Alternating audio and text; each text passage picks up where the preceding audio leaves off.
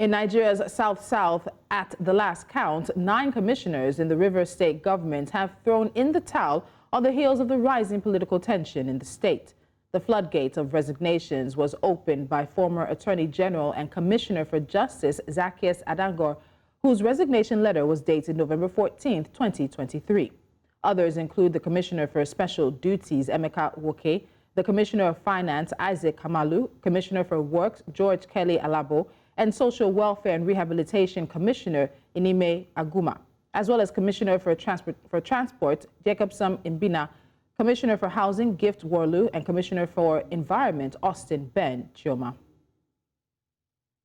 Now, to discuss this further, I have Godswill Jumbo. He's a political affairs analyst and publisher of Christina Reports, joining me live from Rivers State. Godswill, welcome to the news. Thank you so much for joining me. Yes, good afternoon. My pleasure Good afternoon. being with you here. So in terms of where things stand right now, share your thoughts with us on the political crisis that seems to be rocking Rivers State. Even though we've heard from the governments that the demolition of parts of the state's assembly is about a renovation, it comes at a time when tensions are quite heightened. So what are your initial thoughts on what we've been seeing going on? Okay, I think the state is undergoing a phase that is critical to returning it to the path of governance. We're done with politics and we should be in the era, in the dispensation of governance now, delivering the goods as promised during the campaigns to the people of Rivers State. That is where we are now. But for that to happen, you know, we also have to deal with the political dimensions to that. You know, political dynamics in Nigeria determine several other things, whether governance will happen or it will not happen. So in this particular instance, somebody was instrumental to the emergence of somebody else, you know, as the governor of the state. And from all that's happening, we are seeing that that person wants to dictate, you know, the pace of what happens in the state.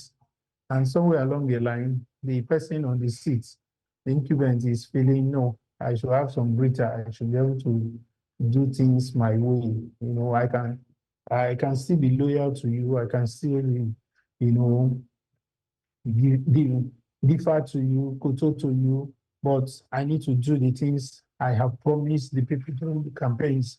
And so we were not very comfortable with that. And, okay, you know, it's causing all the drama now, the resignations, and then the sitting of a group of lawmakers, you know, that added another dimension. Contravention of a court order barring them from sitting, you know, and passing laws they cannot implement. Who is going to Godswill, let me come in. I want to take you back to the resignations that you mentioned. So as of the last count, as I said earlier, 9 commissioners have resigned. How do you think this will affect the political landscape of the state? And does it even tell us anything about possibly the support that the governor, Fubara, has with people some might say have been coming or who were handed to him by the previous administration, and of course involving the former governor and now the minister for the FCT, Nyesom Wike?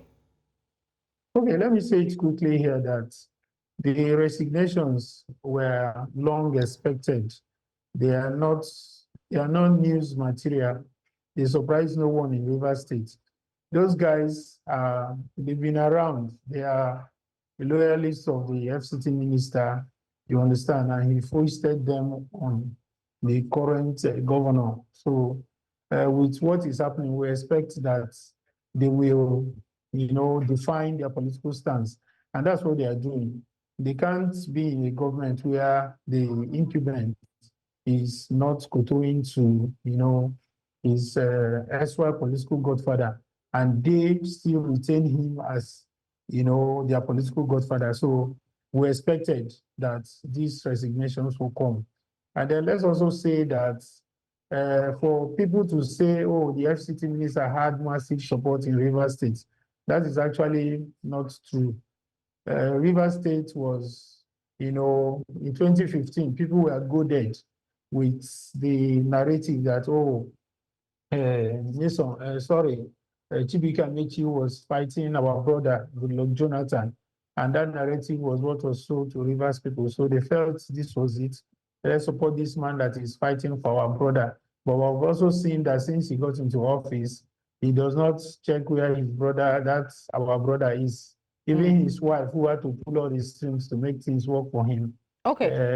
He Very doesn't quickly, know I where they apologize. are. Because So of time, I need to come in. that to happen. Because Yes. of time, I need to So, come in here because we need to be moving towards wrapping up. Just quickly on this resignation that we have, River State seems to have just Yes. about 14 commissioners. If we've had 9 resign so far, that's a little over half of the commissioners. One, very quickly, do you expect that we should see more resignations in the coming day to the points where the governor will have to appoint and go through the process of new commissioners with a House of Assembly that seems to be neither here nor there? Then the additional part of that is bringing in the court's order that we know has added a different dimension to things. How do you think that might affect the current dynamic and the climb between the governor and the FCC minister?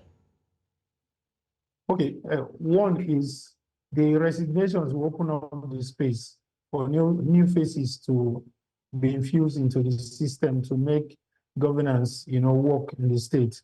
As for the people sitting contrary to the position of the law is clear now. There's a position, the judiciary has taken a position.